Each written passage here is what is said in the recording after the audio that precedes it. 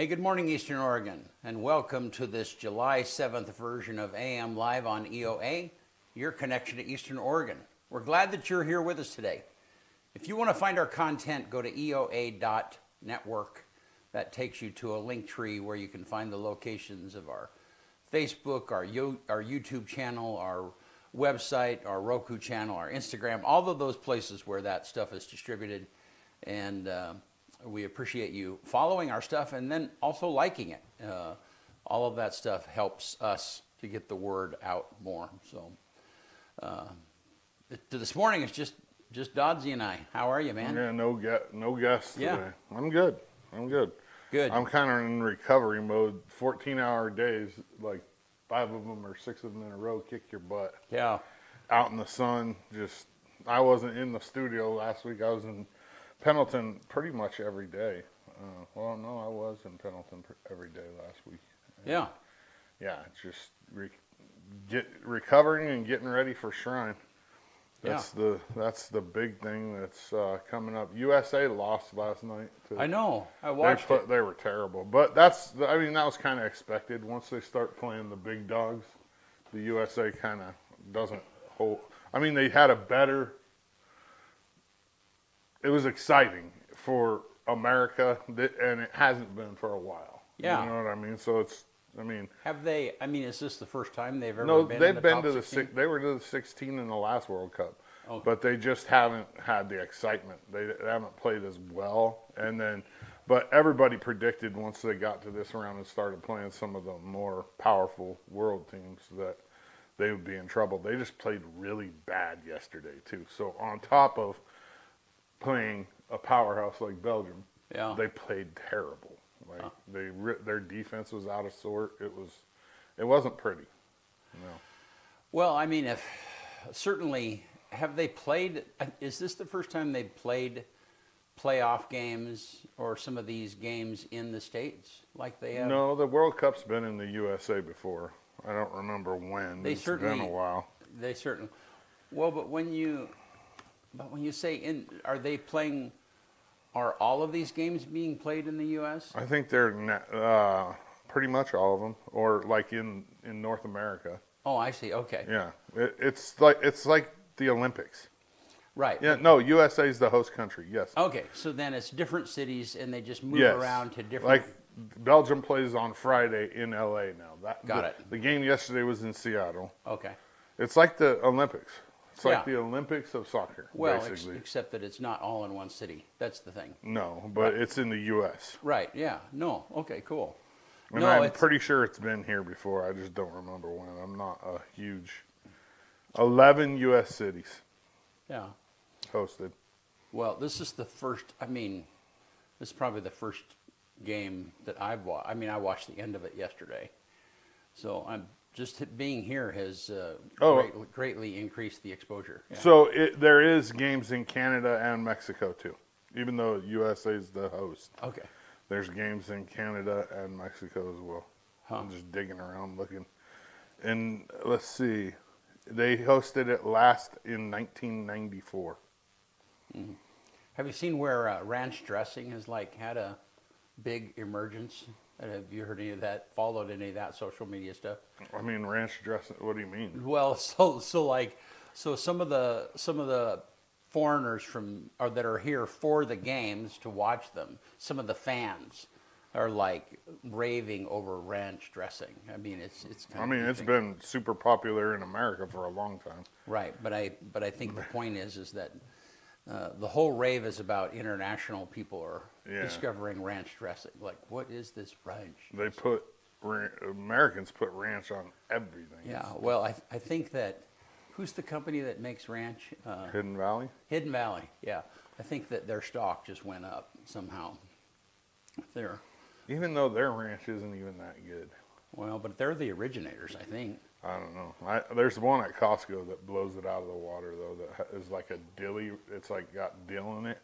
Comes in a big jug. I can't remember what it's called, but you get it at Costco in the cold section. No, there's a million variations, but I think Hidden Valley is the one who started the ranch thing. Yeah. So it's just funny, and then some of the, I've seen some videos of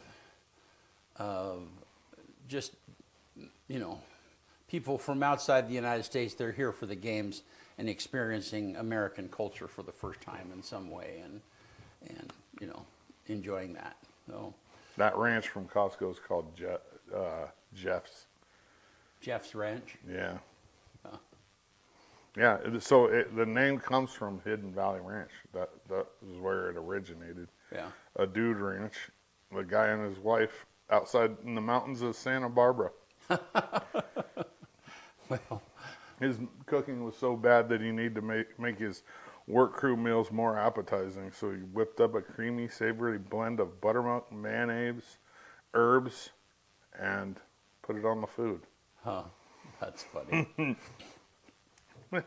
You and your wife's cooking so bad that you gotta make a sauce Well, yeah, that that's just it's dominates like, yeah, it. our food sucks, but man, that dressing, let's put that on everything. I don't know. There's something about Hidden Valley I don't like. Like it's just I don't know. I mean, I'll eat it, but See Hidden. I mean, I remember as a kid, Mom would buy it in the package. yeah, and make it with mayonnaise. And make it with mayonnaise and stuff. Yeah, that's how I first. That's probably how a lot of people first experienced it. I don't even. I mean, I don't think as a kid I don't remember getting it in a container ever, like pre-made. Right, right. So I think that's kind of how their company has developed over the years. A lot of people like cook with it. They put it in recipes and Yeah, no, it's a staple yeah. in one way or another. So It wasn't Jeff's. It was Greg's, the Costco. It's Oh. Greg's Savory Ranch. It just popped into my head at Costco. Free plug for Greg's Savory Ranch. It's the best ranch on do you the like planet. dill? Yes. Like dill pickles? and dill? Absolutely, Yeah, yeah. I do too. And this ranch has a lot of dill in it, and it's perfect. I mean, I used to get it every time I went to Costco, and it's like a jug. I mean, and it would just get wrecked in our house. Yeah, Hidden quick. Valley, they have a package. I mean, you know, they have different. That's kind of how they started, but they have a package of dill dip. So you like mix a thing of a package of that stuff into some sour cream. I think I've had it before. Yeah, that's really good stuff. The best dip on the planet is hell of a good dip. You ever had that? Get it at Safeway. They got jalapeno cheddar. They got bacon horseradish, and then they got an onion one. But the jalapeno cheddar on a like pita chip. Oh man, it's spicy though. I mean, it's got some kick to it. And then the bacon horseradish one is good too, but you can't eat a lot of it because it just starts getting horseradishy. I've never been a fan of horseradish. I like ever. it light. I like cream. I like horseradish cream. I don't like horseradish by itself. Huh. Most of the stuff you buy in the store is horseradish cream. It's horseradish mixed with sour cream. Okay. Yeah. But like straight up root horseradish is extremely spicy and very overpowering. And some people eat that and it's no. And it's the plant itself called horseradish? The root of the plant. Oh, really? The root of some. I guess that makes sense because a radish is actually I don't think it's the root of a radish though. No, I know, but the radish is like a carrot. It's the part of it that grows underground. So. Let's see, horseradish roots. Yeah, I think the plant is called horseradish, and there is flowers. Huh. Yeah, it's a perennial plant, but it's a root vegetable. It's like Yeah, like a radish or a carrot or ginger or there's a bunch of them. Potatoes. Yeah. Do onions grow that way too underground? They do. Well, they kind of pop up a little. I can't remember. But I think the bulb is underground. That's what you eat. Yeah. Yeah. Well, hey, you want to do sports? To do it.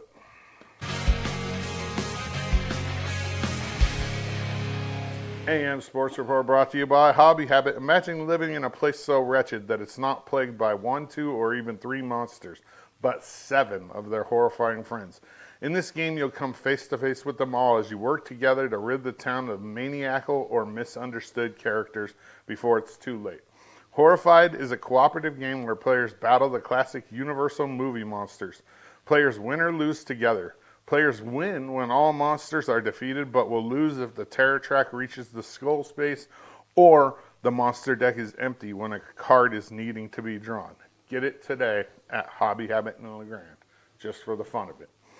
Oregon Little League District 3 tournament is in the books. Pendleton did a great job as a host. Here's your champions real fast. 10U Baseball, Pendleton. 11U Baseball, Hermiston. 12U Baseball, Blue Mountain. 14U Baseball, Juniors, LeGrand. Our sole LeGrand champion is right there. 10U Softball, Blue Mountain. 12U Softball, Hermiston. And 14U Softball, Blue Mountain. Blue Mountain had the most championships out of any district. I think 3 altogether, which is, you know, a third of the you know, championships went to Blue Mountain. Blue Mountain's a big area though, drawing from a lot of kids. I think it goes like Stanfield to Hepner to, I think even there are some Hermiston people in the Blue Mountain district, if I remember right. So it's a big district with a lot of kids. It's kind of sad this year. LeGrand was missing. They didn't have a team in the 14U softball bracket, which is kind of sad because we have a travel team in that age group, but it is what it is. I spent the week, you know, pretty much in Pendleton, and the Pendleton Little League did a great job hosting. It was fun. There was games in 3 different locations at Pendleton Little League Park Community Fields and at Bob White, and there was a ton of volunteers making sure that this week for these kids was as awesome as possible, and that's what it's all about. Little League All-Stars is a great experience for kids. Something I remember, and I'll remember the rest of my life, was, you know, the badge of honor that you get to wear as a kid when you have that, you know, hat or hitting top that designates that you were an all-star. They did a great job with it. Legion Baseball, let's talk about that tonight, 6 p.m. right here, Optimus Field. They'll host Mount Vernon. I think it's just a single game. If it's starting at 6, it's most likely a single game. And then that's the 18U team. And then tomorrow, the 16U team will go to John Day for a doubleheader at 4 p.m. So the Legion team's playing some games. They're getting games in, and that's what it's all about. The state tournament for them is coming right up, and I don't think that they have to qualify. I think they're already qualified. I could be wrong, but I know there's not like a regional or a district tournament. So it's weird. Legion's changed over the years, and the way you qualify, you used to have to play your district tournament and win it. I don't think they do that anymore. Shrine 2026 is right around the corner. Benny, give me that video.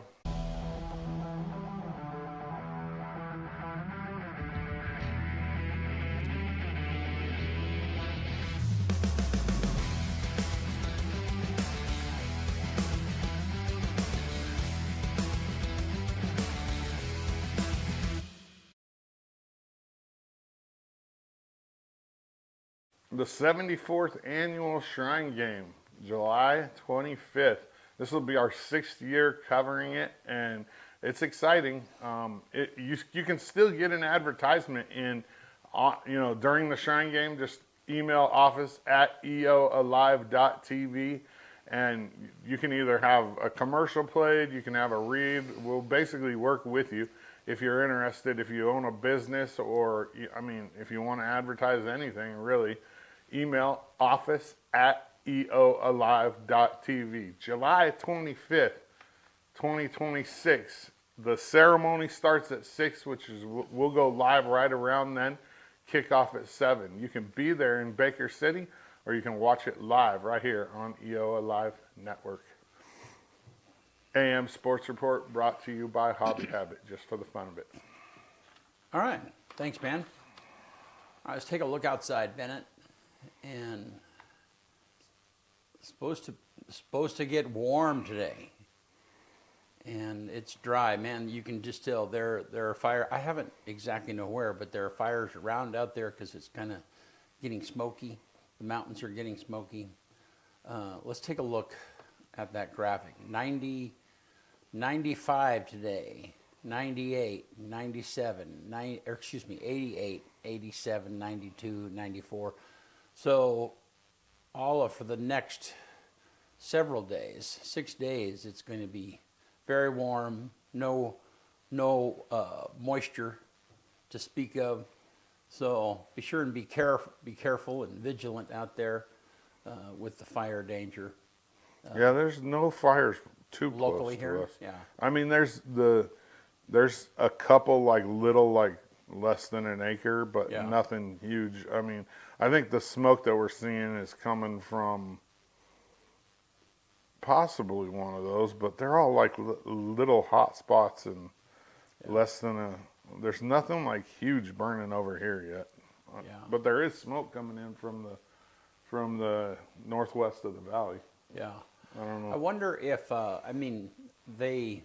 other day when was it on Sunday night, one of those planes was constantly, one of those tanker planes was constantly making trips in and out of the airport, the local airport. This is the time when things get very busy like that. So. You know, you see the fire on the coast where the kids got charged. 8 kids. No. Eight 21-year-olds charged in a brush fire on the coast. Huh. Probably dinking around with fireworks, I would imagine. Yeah. That happens this time of year. Somebody in Salem also, they had illegal fireworks and ended up injuring 3 people and lighting the neighbor's house on fire. Wow. Yeah.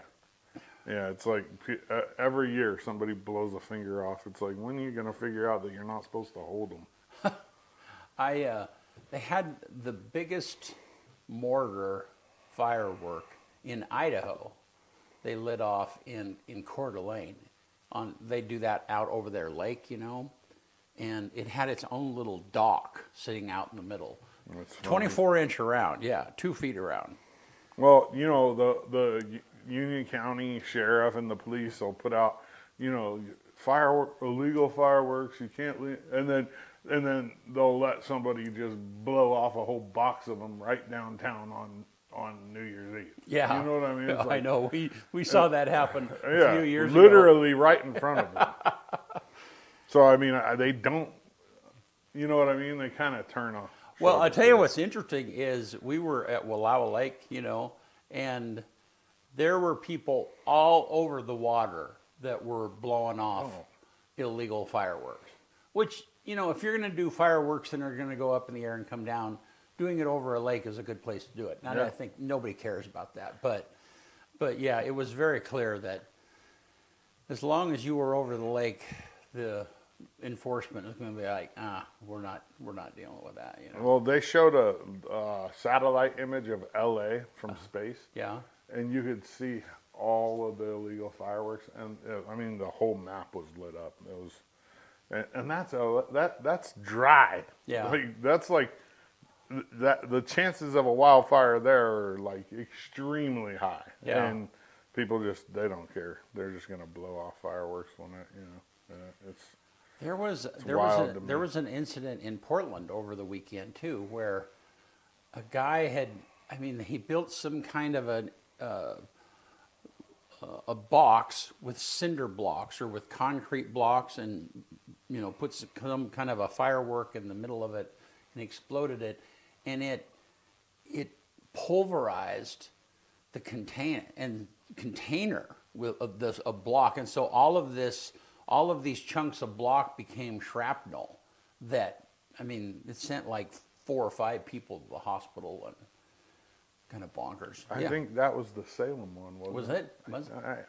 It was similar to that. Yeah, it might have been. Lit the neighbor's house on fire. Yeah, it might have been, but it was like, who in their right mind would do that in the middle of a neighborhood, it'd be one thing if you were like crazy doing that kind of stuff out in the middle of the prairie, That's the kind of stuff that Bud says Cove was lit up for an hour. It was more than an hour, Bud. Those fireworks in Union and Cove, like the people at home, that started when we got out to Buffalo Peak, and it didn't end until well after the fireworks. He said the fire department was called out. Loveland Safe Ride says, good morning, good morning. Yeah, I mean, I like fireworks, but it's also like, it is what it is, you know. Like, I tell you what is interesting is they now have drones. I mean, there's a lot of cities that are spending money on drone displays rather than fireworks. The drone displays are a lot more money, but they have this drone flight over Dallas area, Fort Worth area, and the drones made an eagle, but out of the edges of the wing of the eagle, they had these flames, these sparklers. So some of the drones were equipped with some kind of a pyrotechnique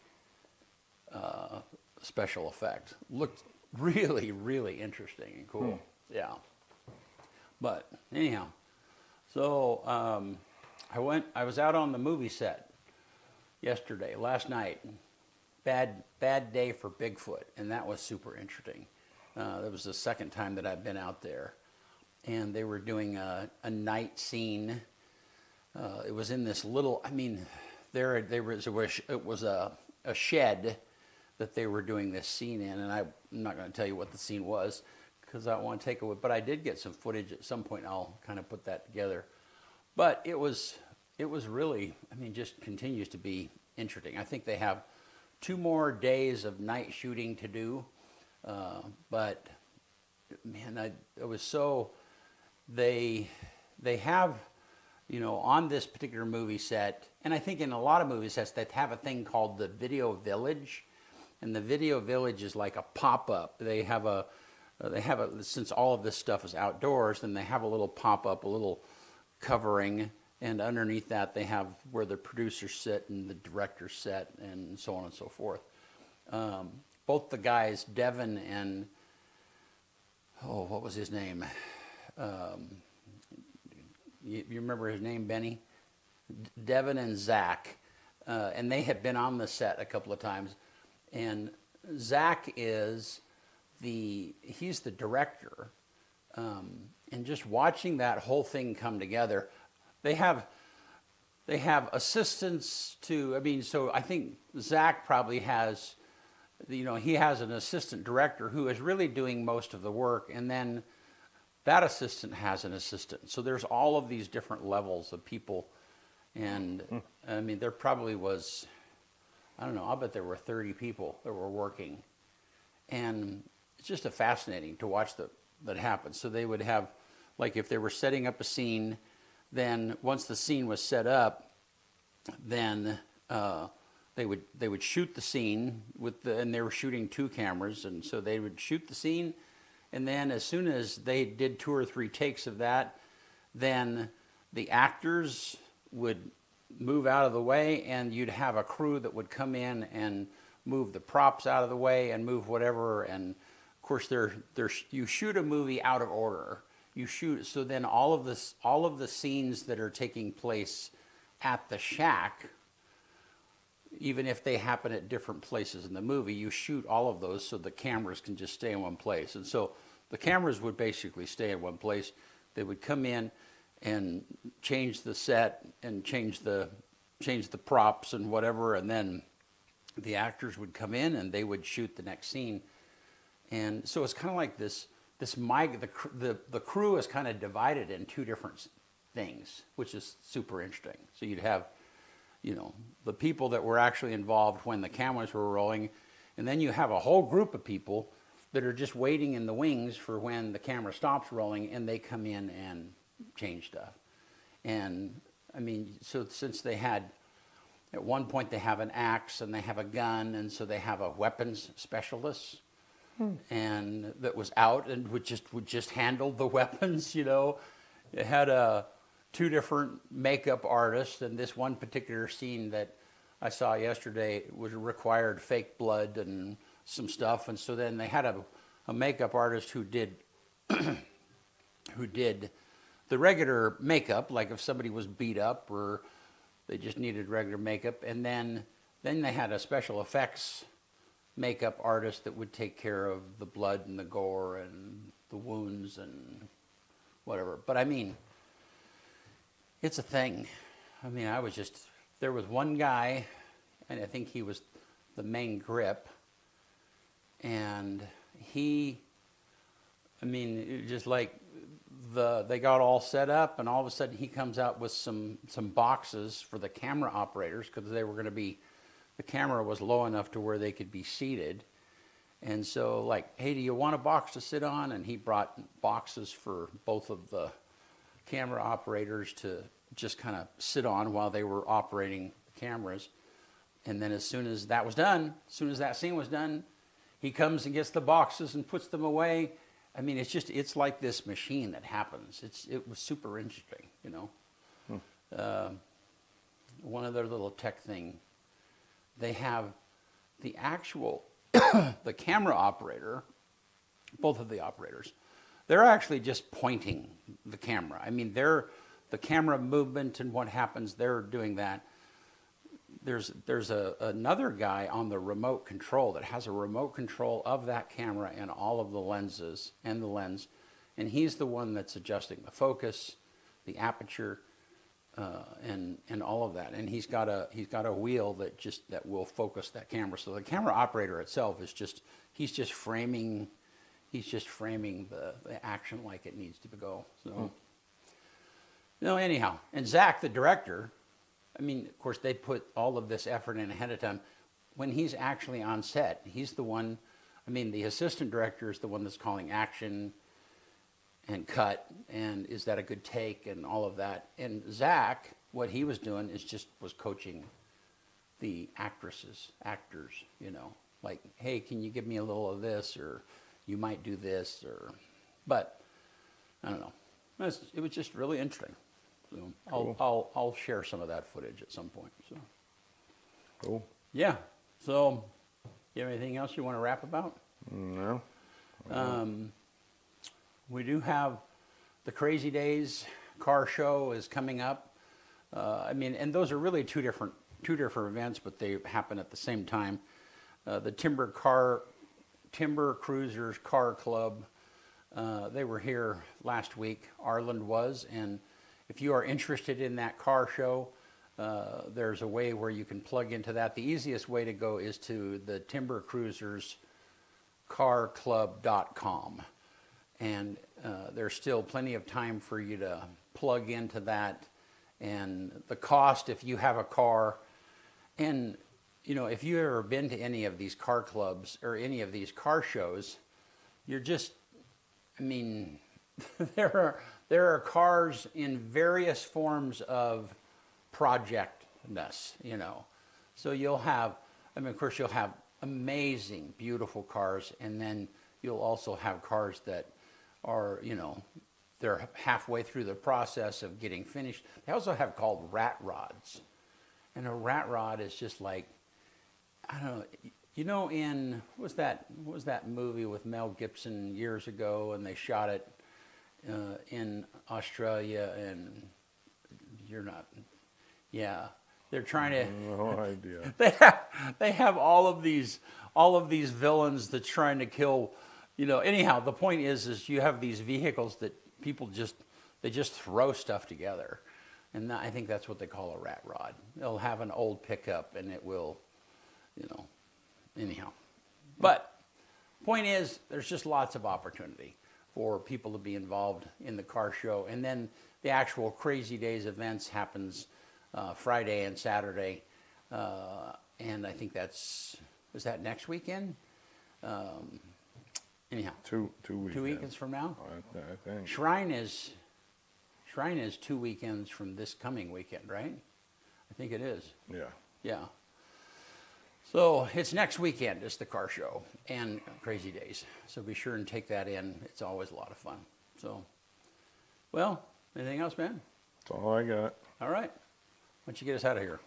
On this day, July 7th, 1928, sliced bread is sold for the first time by the Chillicothe Baking Company in Missouri using a machine invented by Otto Frederick Rohrwacher described as the greatest forward step in the baking industry since bread was wrapped.